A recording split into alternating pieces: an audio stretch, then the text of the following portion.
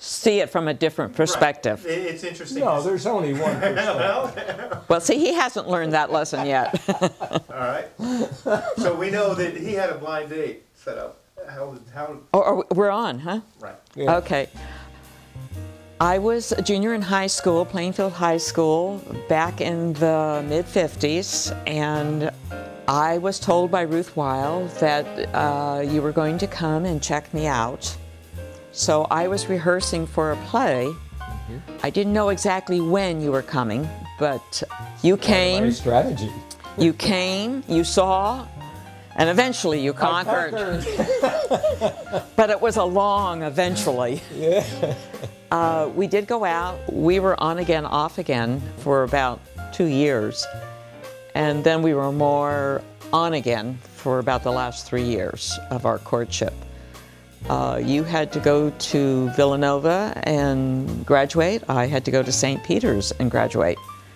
In the beginning, we were both dating different people. I think that was a good experience so that you could know in your head and your heart that this person was the right person for you.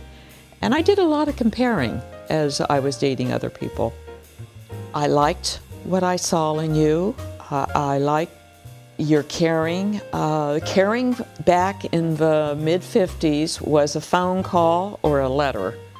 There was nothing like getting a phone call from you just to find out how you're doing, what's going on. The letters were great, but you had to respond and go back, and then you had to wait for another letter to come back. So the phone calls were great. Yeah, but you know, part of the reason for the phone calls, she was dating these other guys.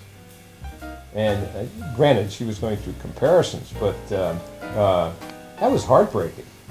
And I had pretty much made up my mind that this gal was somebody I'd like to spend the rest of my life with.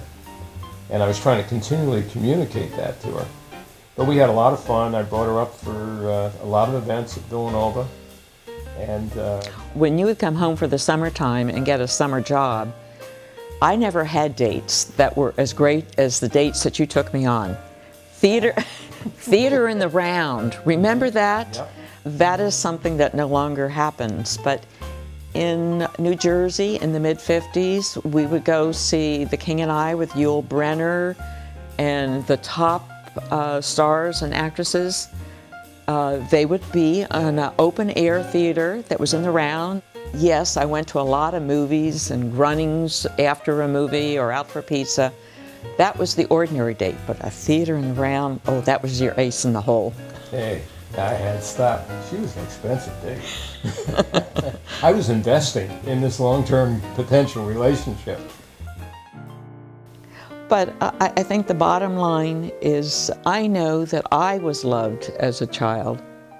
That's what I tried to instill in our children, is that they are loved.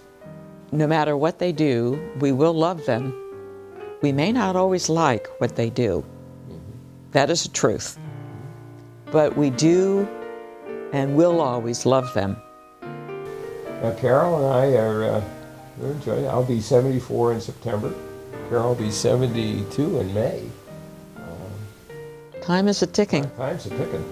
Yeah, It's one of the reasons why we felt a video of this type would be very important. I only wish my parents had had an opportunity to do it, because there's so much of their youth and their growing up and their courtship that we just don't have any ability to see or appreciate. As far as where we want to be and what we want to be remembered for, what do you want to be remembered for when our kids look back and our grandkids look back? And I would say that that they could say I made a difference in their life, a positive difference in their life, that they knew that they were accepted and loved for who they were. No matter what they did, I may not like what they did, but I will always love them and I will always accept them, because they are the most precious gifts and assets that we have in this world. Yes, we have a lot of material things, but our greatest asset is our family. And for them to really believe in their heart that they are loved, that's kind of what I wanted to be remembered by. And I look back on it, and I hope they remember about me is, number one, my sense of humor. But more importantly, that I provided them with all the opportunities they needed to succeed in what they wanted to do. I was an understanding father, and that I did love them, even though I didn't say it as much as I should have.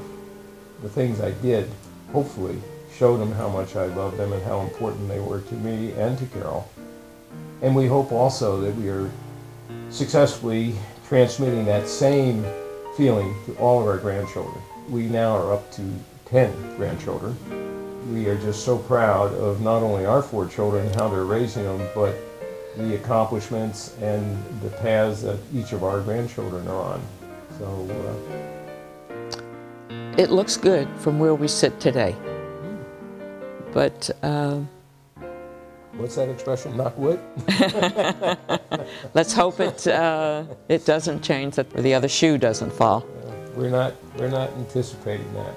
No, we're expecting it to be smooth sailing. Right.